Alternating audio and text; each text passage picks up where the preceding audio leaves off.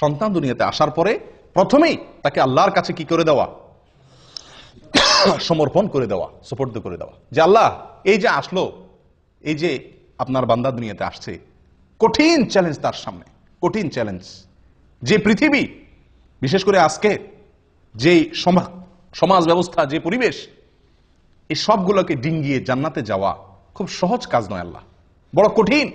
চতুর্দিকে কাঁটা আর কাঁটা, হারামের কাঁটা, শিরকের কাঁটা, নাফরমানের কাঁটা, বেদাতের কাঁটা, ফাসিকি কাজের কাঁটা বোঝায় চতুর্দিকে। আল্লাহ এই শিশুকে আপনি যদি আশ্রয় না দেন, শয়তানের শয়তানি থেকে সে বাঁচতে পারবে না।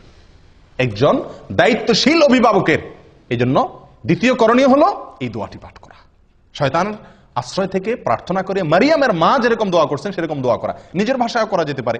আল্লাহ আপনি এই শিশুকে আপনি শয়তানের আক্রমণ থেকে